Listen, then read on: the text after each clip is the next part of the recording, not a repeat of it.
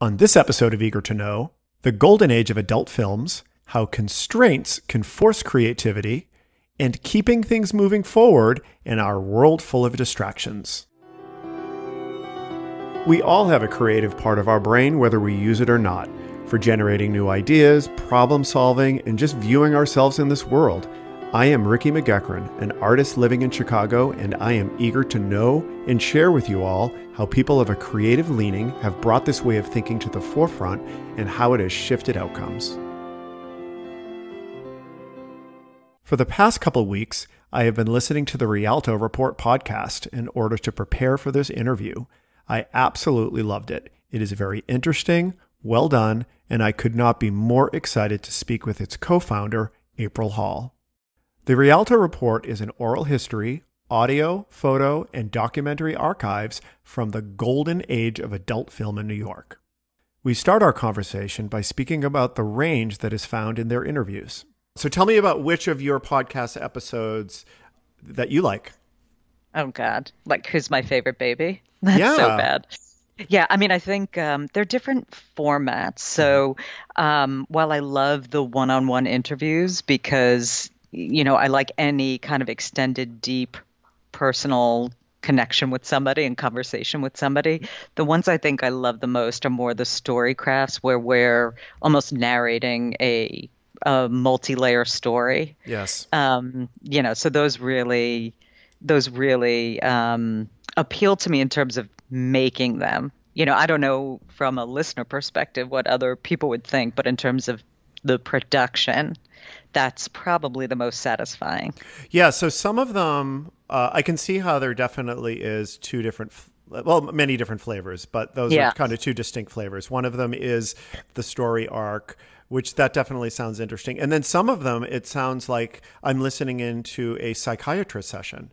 It really Those does. must be mine. Like everybody always jokes because it's Ashley and myself, and he has like every detail of the industry, every background, knows everybody and stuff. And I'm like, how did that make you feel? Totally. So people always joke with me because that's, you know, what interests me is not so much the sex industry, although it's fascinating as an industry, you know, and because of its nature, it sort of attracts unique stories, but it's just the humanness of it, you know, and the vulnerability of it. So that's, you know, like any great story, if you can get to that layer of human, you know, I think that's what gets me going by far. Yeah. So I've been listening to these for the past 2 weeks, and I've been telling everyone about them and telling everyone that they need to listen to this podcast because I really enjoy it. So I'm just going to go down to tell you all the ones I've listened to. Christy Canyon, Kelly Richards, who's from Boston, and I love her accent. Yes, I know, right? Lynn LeMay, Seika, Leslie Winston, which I just listened to. The Jerry Butler. I think there was Helga. Andrea True. I had no idea that Andrea True was the singer of that song from the 70s. Oh, really? No, I had no idea. It's so funny because I think even back in the day, well, they tried to keep it distance, but mostly everybody knew, so it was part of its appeal, you know. But so interesting. So you've listened mostly to, I mean, Andrea True's a little bit different, but like more of the one-on-one stories, it sounds like, versus the crafted narratives. Yes. So I feel like, I think so. And I don't even know how I've picked. I don't even know how I've decided which ones to pick. I think I tend to like the females better. I think that's more interesting to me. Listening to a female speak about her, you know, being in the porn industry as opposed to the men. I'm curious. Why? I think it's because of my view on sexuality, like, because I grew up with four older sisters. And I don't know, I think my view on women and sex is like very, like old school. Like I'm like shocked that women like sex type of thing. And, you know, plus being a gay man, like, I don't know. I was just going to say, you spoken like a true gay man. Absolutely. So this is totally true. And I have to tell you that I watched some straight porn. In the researching for this, I hadn't watched straight porn since college. So, and even that, it was a bit because I watch gay porn, but watching straight porn, it was a bit jarring. Like, oh my gosh, like women are doing this. So it really like brought up all sorts of stuff for me that's, kind of interesting. So what's your reaction to that statement from me? Well, I think, well, like my question was more, did you watch contemporary straight porn or did you watch 1970s straight porn? It was like, I was basically looking, after I would listen to someone that you interviewed, then I would like, I want to see this person performing. And it was, so I would like go on whatever Pornhub, and it was very jarring. I'm like, oh my gosh, I can't believe like she's doing that type of thing. Isn't that funny? It is funny. Well, it's also I think Ashley and I always say this that it's not porn that interests us so much as it's porn plus time. For me it's the fact that I'm talking to people, 35, 40 years after the fact. Some of them have grandkids, they've gone on to do all kinds of things, and a lot are like, "Why are you asking me about my summer job 35 years ago?" Like, it's weird. And that's what's fascinating to me. So I picked up on that when you were describing it straight away, because we're looking back at people in a moment of time. And that's what I love about interviewing them now. It's sort of like, I think the hardest part of what we do is trying to crack through the narrative. So everybody, constructs their own narrative. That's not just for porn, right? Like if I asked you on an interview, you'd be like, "I'm Ricky, I'm the artist, and you would sort of start that way. And it's hard to get underneath that Yeah. because it's the way we sort of enter into the world. And so I think that's what, I certainly try to do. Because it's a very, I mean, it probably pays to go back to kind of understand how we got to the podcast in a way, but like it's usually built on relationships. It's not very often that we are interviewing somebody cold Okay. and they haven't talked to us yet. Yes. So, I think basically, when my husband and I have been married about a little over 15 years, and he had just come to New York and was interested in telling stories outside of his day job, and was interested in New York because he had grown up, he's English but he grew up in Italy, and had seen Taxi Driver and all these things, and was like, great, New York's going to be awesome. And then he comes here in the 2000s and it's like, what is Hmm. this place? And felt like he'd come to the party after everybody left, sort of thing. So we started by wanting to make stories about New York as like a symbol of change. Like, why was he having that reaction? And so we, kind of talked about a few things, and we narrowed on Times Square as a symbol of change. And when you go to Times Square, you quickly get to the sex industry. And so for a long time, we did video interviews of people. We've interviewed hundreds of people, and we actually rough cut a documentary. And then we said to ourselves, in order to um, build an audience for this film, let's start a podcast. And we also just were really falling in love with the medium of podcasts Yeah. because it's long form, like a film that we were going to do, it's going to be what, a couple of hours to just tell a story. Like any one person, if you do a collective, is going to be, a few minutes or Yeah. whatever. It's like, Yep.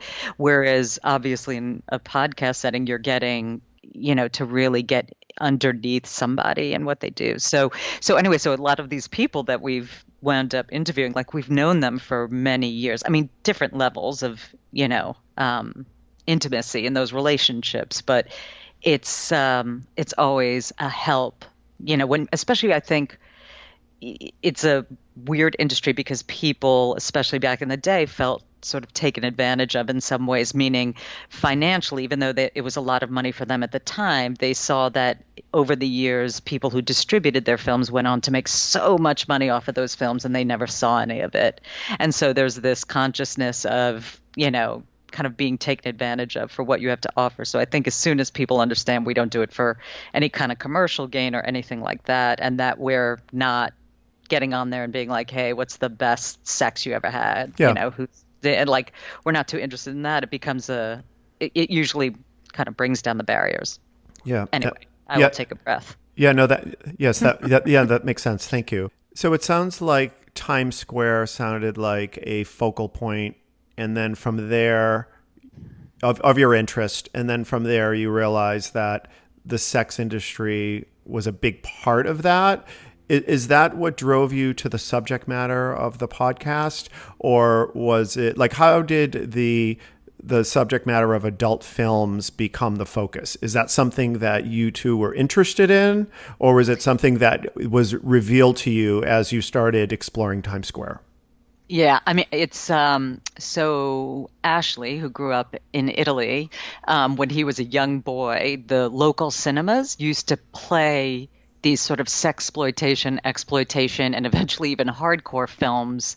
And so at a very impressionable age, as you might imagine, when the hormones are starting to course in, he was seeing this people. And aside from the fact that it was titillating to him as a young guy, I think he was just like, who are these people? You know, he's like in kind of Madonna whore Italy and he's watching, these people having sex on screen and being like, "Oh my God." So he'd always had a fascination with the subject matter. And I think for me it wasn't so much like, "Oh my God, I have to understand adult film," but I think the reason when we talked about Times Square and I knew he had that background. We talked about it because once you start talking Times Square, you talk about the films and stuff. And I think for me, my views on sex have always been very open, meaning like, everybody like do what you want and have a good time as long as nobody's getting taken advantage of. Like go for it. And I always have been uncomfortable with sort of the prurient nature of the states and how judgmental people are and stuff. So I think my interest was in exposing sort of these people as people, And you've done to that. You have done try that. trying to, to just be like, these aren't just people who fuck on camera, right? These are people, Yeah. Yeah. Um, so I think that sort of his background plus my like sparked interest in that. But like we don't sit around and watch porn. I feel like it's like we read Playboy for the articles. We kind of do. It's Yeah. real. It's really ridiculous. Like we're so boring, Like we're just like we don't like everybody's always disappointed by us. We are the vessels. That's all. So that's one thing that I noticed was everyone is so different in these interviews because I think I probably had a preconceived idea of what someone who got into porn, what they would be like in terms of personality or whatever. Everyone's different. Like, and Yeah. everyone's personality is different. Everyone's background is different. Everyone's experience in the industry is different. Some of the people, it was kind of a rough, not, although not that many, some of them had a tough experience. Most of them, it seemed, had a really good experience. Yeah, I think that definitely surprised me. I didn't expect it to be a one size fits all, like, oh, all the girls are abused and all, whatever. But I think I thought I would hear more negative, or more regret from people. Yeah. And even as we've talked to them over time, like, because you could imagine, okay, maybe at first you get a sort of superficial, I'm Right. fine. No, it's Right. fine. I don't regret it. And then you get underneath a little bit and they're kind of like, I do. We definitely had some people who were like, listen, I'm not like deeply ashamed and traumatized by it, but if I look back, I sort of expected more for myself. And why did I do that? But most people were like, listen, like I think some of the themes, especially to your point on the female side, because like we're so, I feel like as women, you know, it's it's so much more constrained sexually, Mm-hmm. right? Men are given so much more license, and Completely. women are, kind of put in a box, I think. And so what always appeals to me is when we talk to women who got into the business and said like I was able to kind of rediscover, take ownership of my sexuality through the films. Like that's a theme that's come up a bunch that makes me go like, yeah, yeah. Yeah, yeah. A couple things related to that. I mean, one of them was many of the women spoke that they didn't necessarily feel that attractive or they had body issues. But then when they saw themselves or they were engaging in making these movies, they were like, wow, I actually am really sexy. And Yeah. I like, yeah, and I thought that was really cool. Yeah, for sure. I mean, even the one thing I do remember being so like in the I'm trying to think. I probably it would have been the very early 80s when I saw some pornography, and I think the first thing I saw was Sharon Mitchell. I don't know if you know who she is, but Yeah. she's very androgynous, like flat chest, did like tomboy kind of thing, and I was like, that's what a porn star looks like, and I thought it was the coolest thing ever that it wasn't, when you think about porn today, well, I feel like it's sort of gone over a curve. So it's like if I think about the late 80s or 90s, I think it, especially if you think about strip clubs where it's like everyone had the boob jobs, everybody was hairless, everybody was a certain way, like it felt like there was a period where things were conforming a little bit more. Okay. But now with internet porn, I mean, I don't watch it a lot, but like my sense is it opens up a niche for everybody. Yeah. So it's like, yeah, you can get any shape, size, or whatever, and that to me is like I like that personally. The idea of like it widens acceptance of difference. Yeah, I definitely want to talk about porn today if you could, but I want to go back to the golden age of porn, which is what your content is focused on. So it's the 60s, 70s, and 80s is what you guys are categorizing as the golden age. Is that accurate? Yeah, it's sort of that's roughly it. I mean, there's some definitional debate, but yes, like we focus on, probably mid 60s through late 80s mostly. One of the characteristics of that time that was revealed to me that I didn't fully connect was the availability of pornography. You used to have to go to a movie theater to watch porn. So that's correct, right? I mean, you couldn't, obviously we didn't have the internet. People didn't have VCRs. So the only way to consume it would have been to go to a theater, or I guess there were 16 millimeter film or something. Yeah, I was just gonna say some like a lot of things you'll hear from some of the male porn stars especially were like, yeah, my dad had an 8 millimeter projector and I would go downstairs and I'd find these things he bought under the counter and that was their first exposure to porn. So you could get it, but it was obviously way more difficult. It hadn't been, normalized through VCR or anything like that. So that means that someone getting into porn then is a completely different intention and experience than you are now, because a lot of these people, they didn't think that anyone was going to see it, and a lot of them hadn't even seen their own porn because they would go to the opening. I guess they would have openings at the movie theater, Premieres. a premiere rather, and they wouldn't even go in, so they didn't, it just was not something that they were expecting people to know about or their family to hear about or to see. Is my understanding accurate?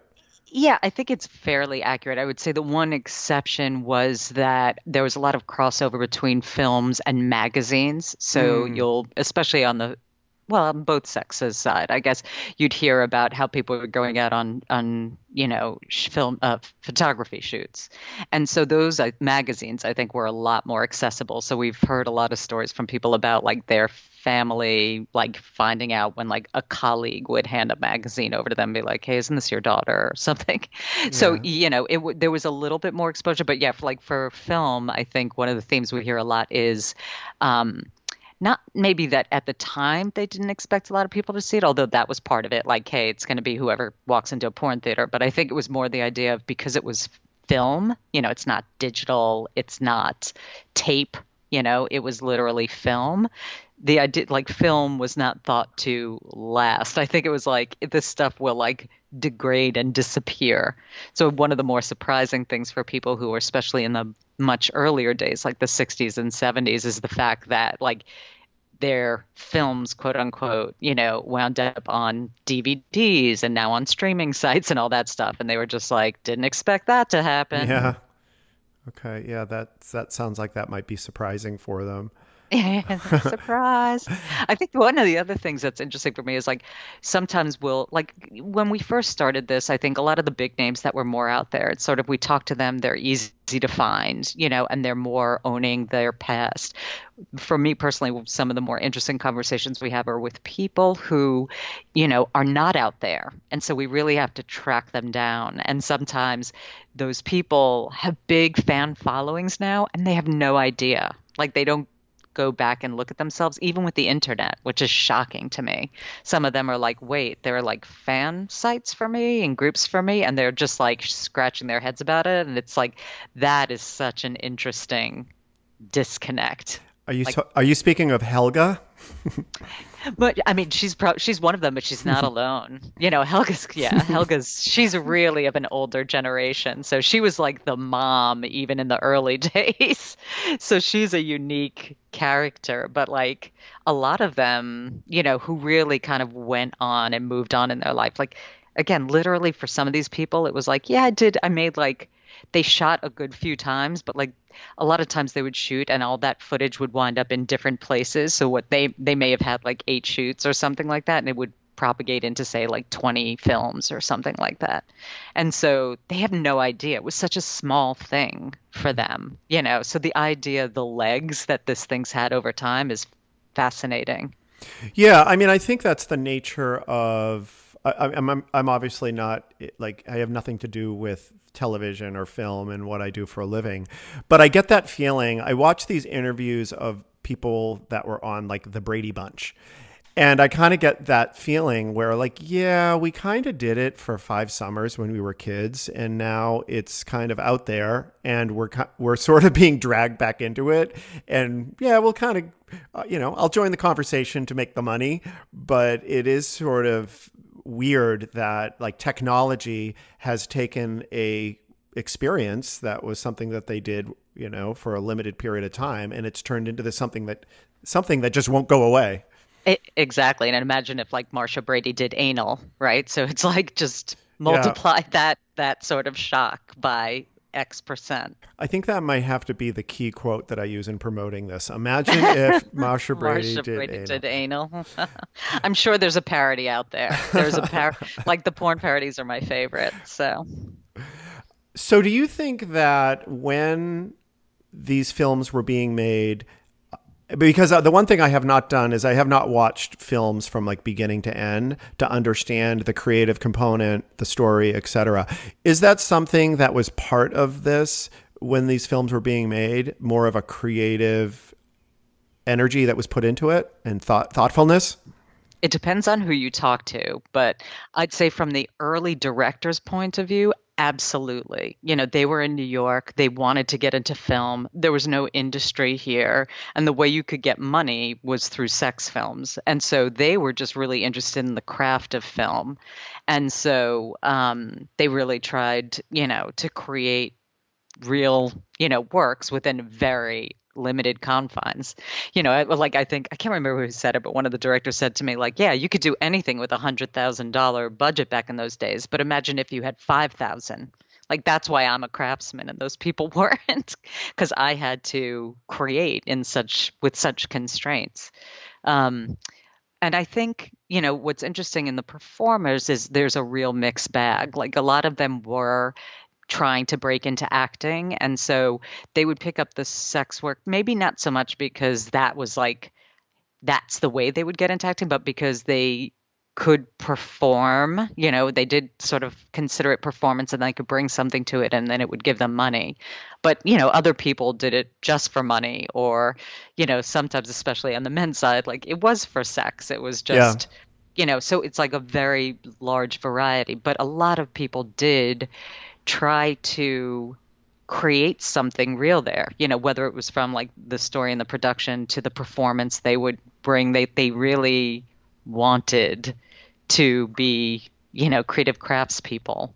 And some of the famous people like of the time would like Woody Allen's crews when they weren't shooting his films would work on sex films and, stuff like that. Like you would have a lot of, or not a lot of, but some crossover. Yeah, I did hear that. That was surprising to me. A lot of people that you interviewed mentioned that people were working day jobs, working on legit films or whatever they were called, and then they would work a night job doing the porn. So, were there any successful transitions of people that were using adult films as a way to express and develop their creativity, and then eventually they got into something that was more mainstream?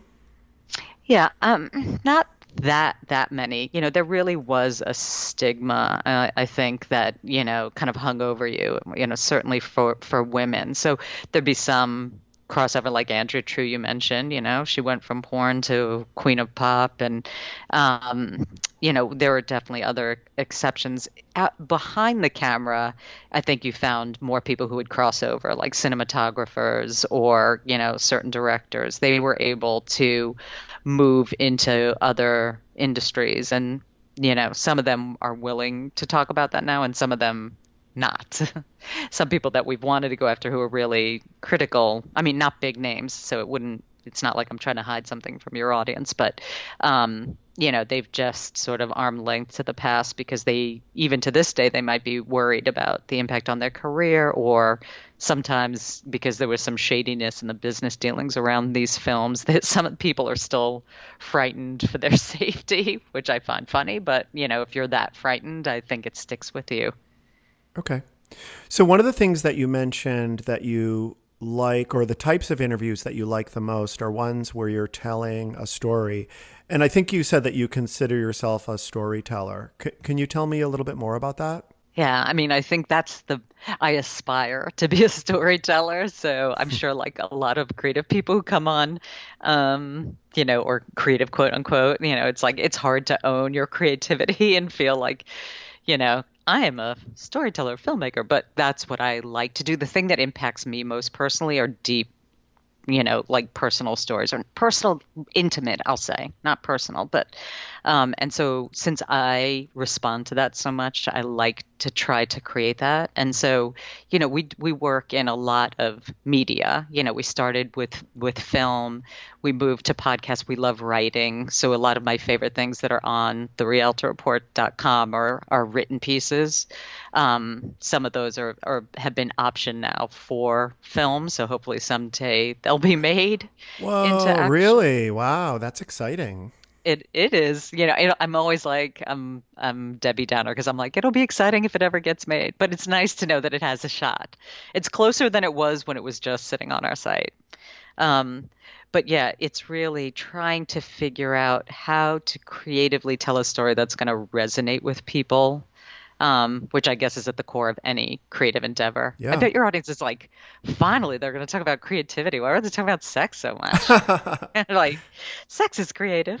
But yeah, so it's really, trying to just create something that people would have an emotional response to, right? And that might linger with them at least a little bit in this world of, you know, getting bombarded with media, 24/7 and 15-second sound bites. So that's the aspiration. Cool. Now, have you always, is this something that you had as a child, that you were creative, or that you wanted to see yourself as a storyteller?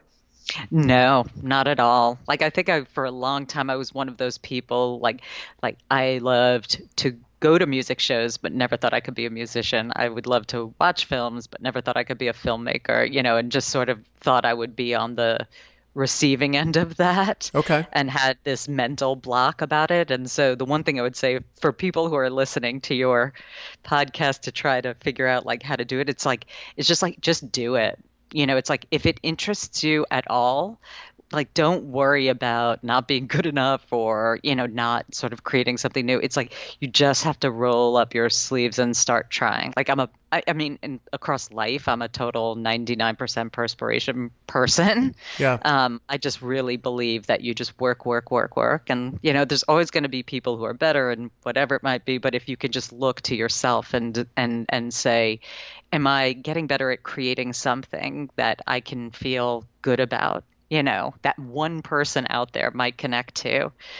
I think that's pretty powerful. I would completely agree with that. I always use the correlation or mapping this to snowboarding. Because Huh. if you want to learn how to snowboard, it's always going to suck when you first start. But the only way to learn how to snowboard is you have to just do it, and eventually it will get easier, and eventually you'll be able to snowboard. And I think, particularly with creative endeavors, because I feel like there's so many people that I talk to that are saying, I want to do this that's creative, but there's always a fear of starting. There's something that's just holding them back. And in your suggestion of just doing it, I think is so important. Totally. And like, if you're like any normal person, you're going to think it sucks in the beginning, but don't be discouraged because everybody feels that way. It's like we all think that it's crappy. And so like, I one cheat, quote unquote, that might help some people is like look to people that you admire, right? So I love writing. And so I'll look to writers that I admire, and I won't know them by name, but I'll just be like, I'll read a piece or something and I'll say, okay, what's really resonating for me here? And I'll kind of like try to boil it down. I'll be like, okay, it's the economy of words. I really love how less is more here. And then I'll try to emulate that in my work, Yeah. and I feel like that can be a helpful way to start, kind of getting better. So it may feel like derivative at first and like you're, just recreating what somebody does, but it'll help build your muscle. Yeah. Yeah, I think just staying in it, Yeah, just staying in it. But I feel like there's so many distractions for people these days that totally. there's so many more distractions that staying with it and staying in it can be. I almost feel like it's more challenging currently than it was for people, whatever, I don't know, like in the 50s or 60s, where there just was not all of this outside stuff bombarding us, and YouTube and Facebook and all of this crap and Netflix, and Yeah. when you're doing that stuff, you're not exercising your creative muscle. You're not necessarily developing yourself creatively. You're not staying in it. I don't know. Would you agree with that? I mean, it sounds like two parts to what you're saying. One is there more stuff today? And I would, it certainly feels like, it's, you watch everybody on the subway with their face down into their phone. Like in the old days, you would just be sort of staring out or having a book and stuff. So yes, I definitely feel like there is more ways to distract ourselves. And that's its own show about like the probably evilness of the world and trying to kind of placate the masses and keep us Uh, away from ourselves. Um, you know, but does it take you away from your creativity? I think it's a mix because like sometimes when I will watch a Netflix show, I mean, I guess I feel two things about it. Like one is sometimes I can get really inspired by something I see yeah. produced by somebody else and it can give me an idea. So, I know you're not saying, never watch a show or whatever, but it's not an either or for me. Hmm. And also like I think I like the difference between Ashley, my partner, and myself in this endeavor is like he has such a tremendous work ethic. Like he will, work a full day at his corporate job and then like come home, like grab something fast to eat and like sit for 4 hours heads down on creating content. And I don't have that discipline. So, I'll work a full day. I'll be tired. I'll come home. Maybe I'll work out. I'll grab something to eat. I'll have a glass of wine and then I just Yeah. want to veg out. Like I just don't. So it's for me it's like it's partly that there's more distractions that make it easier for me to kind of lean into my lesser angels. And partly just my nature, which is not like I love to just like sit on a sofa and read a magazine and then like fall asleep with it on my face. So I think, like that probably for me is one of the harder things Yeah. personally from a creative perspective. To your point, like I do think like the more you work the muscle, the better that you'll be. Like, so if anybody's listening to this, like looking for tips, I feel like if you are one of those people who can kind of force yourself to focus, like just say, listen, I will just say like, you know, on the weekend, until noon when I get up, like I will not let myself do anything but write or paint or sketch or whatever it is that you want to do. And you can stick to that. That's probably the best thing because I always think about the stat they say about attention switching and how it completely takes you out of flow. And, so it's like if you're sitting there and you're trying to write and then your phone beeps and you pick up the message and you text your friend back and you put it down, you're like, oh, that only took a second. But it takes your brain a lot to reorient to what you were doing and get back into that state. So try to block out the noises. And like I'm saying this to myself more than anybody else. Like that's the constant battle. Yeah, no, and I would agree with that. Like, I think multitasking is just ridiculous, and it doesn't work for me. I can really do one thing effectively at once, and like because interruptions, like you said, can just are very distracting. I know one thing specifically I do is when I'm painting, sometimes I don't even bring my phone. Yeah. I just don't even bring it. Do you set goals? Yeah, like do you say to yourself like I'm not going to leave until I've like gotten the base layer of this painting established or like I do. you do? Well, I sometimes it depends on what's going on. If I have an installation that requires like 10 paintings, I create a schedule. Mm. And I know exactly because there's a flow for the painting. Yeah, like the base layer, the underpainting, the first layer, etc. So I will set up a schedule and I try to adhere to it. The reality is with the painting, it's not like being a project manager where I can just force myself through it. Some days it's just not going to work. Like Mm. it's not there. And I have to move on to something else. So even though I plan to do the first layer of paint on Tuesday and Wednesday, I can get halfway into Tuesday and be like, yeah, this isn't going to happen today. And I have to move on to something else. So I definitely do try to use that part of my brain that has been trained over the years as a project manager. And it definitely helps to structure things. Do you like is there any common denominator to the days that don't work for you? Like is there anything that's going to predict a bad day for you? Yeah, the fact that I haven't been painting in a while. So if I if I take a break, it is really, really hard. It just takes a while to get up to speed again. Takes days and days and days. But once I get going, I'm okay. But it's really weird. So so if I'm restarting after taking a couple of weeks off, I'll go to the studio and I'm like, Rick, you got to stay as long as you can. And then I hit that wall and I'm like, okay, I'm done. And then next day, I just have to force myself to try to make it last longer. And then eventually I will get up to uh, a spot where it's at a productive level. And is it the same when you write? Actually, writing is probably easier for me. I would say that, yeah, it's probably a similar setup, a similar scenario, but I would say that I could probably turn that on and off quicker. Interesting. Like the thing that kills me, like for people who are like we're saying just do it and get into it, like the one thing I'll say is when I'm in the zone, nothing feels better, right? Like so when I'm writing and it's flowing and like I get so excited by the story and stuff, and yet the like a couple hours later I'll just be like, yeah, or I could sit back on the couch now and like watch a show or go meet a friend for a drink or whatever.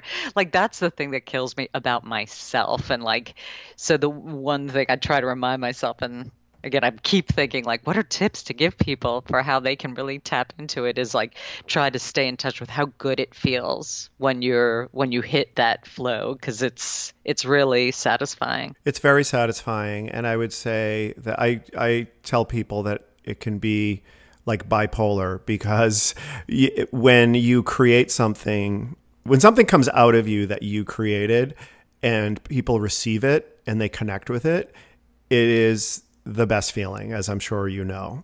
Yeah. Because it's so personal and it's a experience and I wouldn't say joy is the word, but it just stimulates something inside of you that I never got in a corporate job. Like even when I had like a big successful project, it never felt as satisfying as when something that I created myself is received by someone in a way that I wanted. On the flip side, when it fails, it can be really devastating. Do you find like, because I find, I mean, I guess there's like abject failures, but like, things that are good, like they're going to resonate with some people, but there'll always be some people it doesn't resonate with. And then Sure. same thing, like, even when things don't resonate, there'll be a few people who do. So it's like, it's very easy to, I think, get yourself in that mindset of like, it sucks, it sucks, it sucks. Because it's, just like we go to Twitter and we look at the bad things, about stuff instead of being like, oh, look at this uplifting thing. Like that's another kind of thing to not.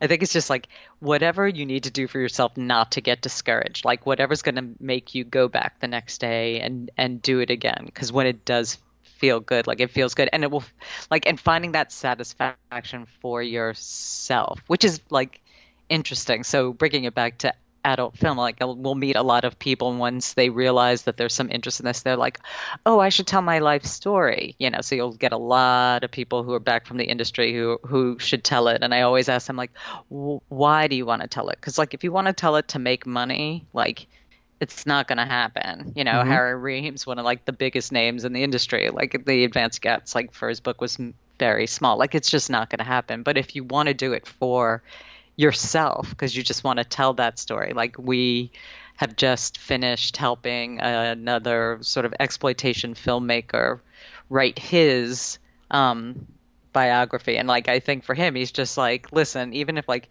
two people pick it up, like I would be thrilled. Like he just wanted to have his story out there. So it's like the same thing when we create ourselves, sort of try to find the thing in yourself that's gonna motivate versus, like anything in our lives being guided just by external validation or whatever, especially in the creative realm, because like there's always going to be people who hate your shit. Yeah, absolutely. Definitely. That's a depressing ending statement. No, but it's true. I mean, but it's just something that you have. But that's kind of just being a person on Earth. There's always going to Yeah. be people that like you, people that don't like you, people that respond to you just being yourself. You're always told just be yourself. Well, sometimes if you're just being yourself, people don't like you. Right. And that's just what it's like, being a person. So I think Right. there's some of it that's just being an adult and realizing that. But I think that when you're producing something from the creative part of you, I think that it can be I think you're a little bit more vulnerable. So are you one of those people who thinks like everybody's creative and it's just finding your outlet? No, I don't think that at all. I don't. Interesting. I think that I think there's definitely a well, I mean, I went to college for engineering. So that is not creative. And the people that Really? I find that well, so creative. I think that I have an undergrad in engineering. So I think if I did graduate studies, it probably would have been different because graduate studies is, engineering is using like science to solve problems. We weren't necessarily in undergrad solving problems. We were just kind of learning the foundations of chemistry, physics, calculus. I studied plastics engineering. So we studied the fundamentals of plastic processing, all this boring stuff. But it wasn't necessarily about learning how to solve, in my experience, in where I went to school, about really how to solve problems or how to create something new. Now, I think that if I got a master's or a PhD, that's probably what would have happened. It would have been like taking these foundations and using and being trained to solve problems. So I guess my point to answer your question, I think a lot of the people that I went remembering back then, so many years ago, I don't necessarily think of those folks as creative. Now, maybe it's because we were in an environment where they weren't tasked to do it. They weren't being pressed to be creative. So do you Yeah. think that everyone has a creative part of them? I do. Like I Hmm. think I do. I think, well, it depends, I guess, how you define creative, right? But like I think all of us have a ability to create. I think some of us are more talented than others. I'm never going to be born to dance like, Fred Astaire, whatever it might be. But I think you know, I guess part of it is like in my mind, I'm like, I'm sure there's one thing in the world that like I'm really pretty good at, but like what if I never do that one thing? Like what if like I would have been a champion table tennis player, but like I've never done it and that's it. And I think I feel that way about people in general. Like all of us have an ability to be creative. and it's just like, do you want to tap into that and like push into that and kind of find what that is?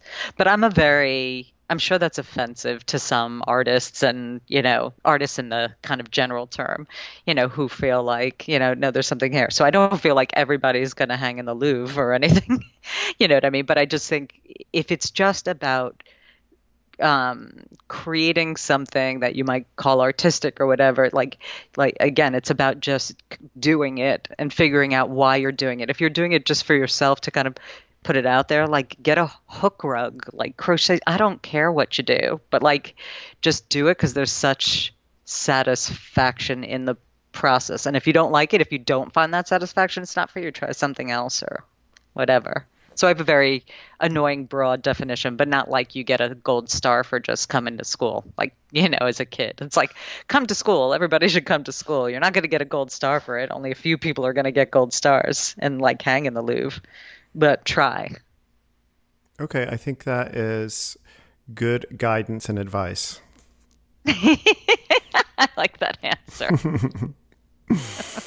It's like, we will agree to disagree. I love it. No, I do. No, I think that, I mean, because I think that most people have the capability to be creative. I guess my example about being in engineering is I felt like that was a period in my life where I was with people that, like a subset of people that I didn't necessarily think of as creative, but in most everyday life, I would agree with you. One thing that you mentioned that I thought was really interesting is like I think you were saying something about you could be a champion ping pong player or they could, and I always think about new industries that are created that have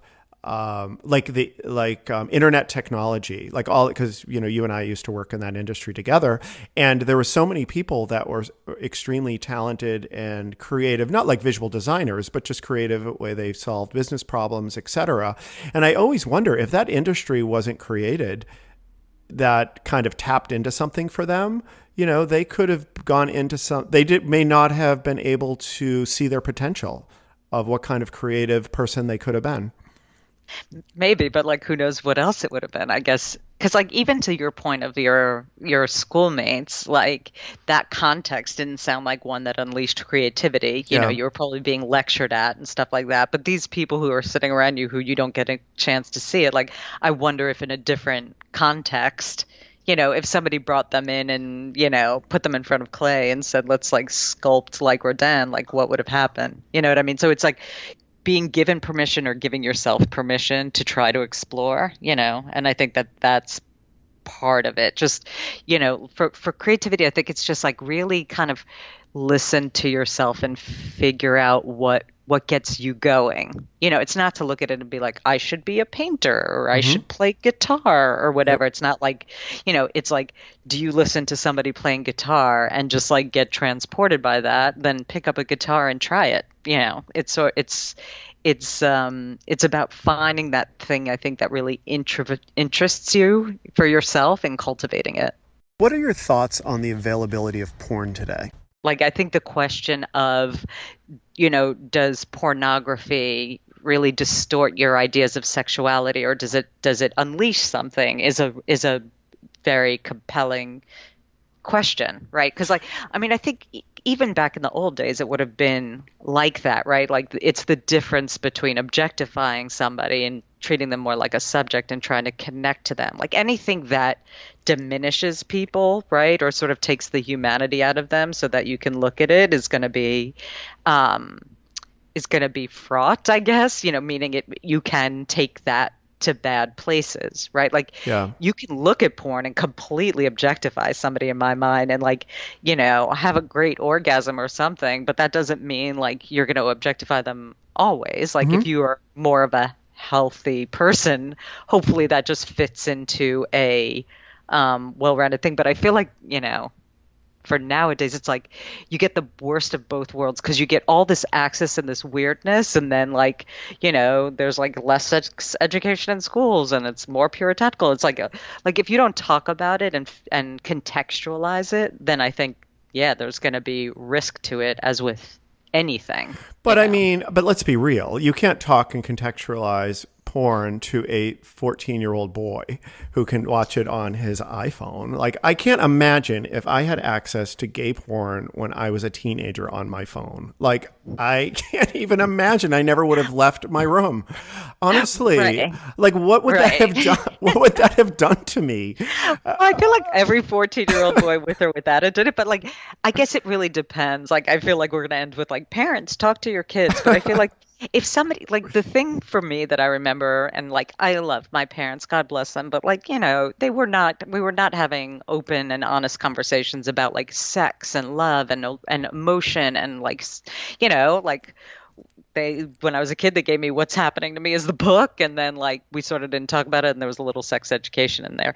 Like if somebody had said to me as a 14-year-old girl who also had hormones raging and stuff and was trying to figure it out, somebody just like talked to me more about sex or like pointed me more to books that talk about sex and like said to me like, what's happening in your body right Hmm. now, let me explain the chemistry of what's happening and why it feels the way it does and what probably is going to, it would at least give me a little bit more I feel like hopefully at that point you'd have a little more maturity to be able to take that in Hmm. and help you balance out that amazing porn that you're going to be watching the other 23 hours of the day. You know what I mean? So it's like, I think that's all I would say is like somebody who like, it's the same thing with guns or whatever, but obviously not to the same degree. But like, if you just sort of watch NRA TV and like give somebody a gun and whatever, and then you don't talk to them about the larger context that guns live in the world, it's going to be very easy to have one view of it. So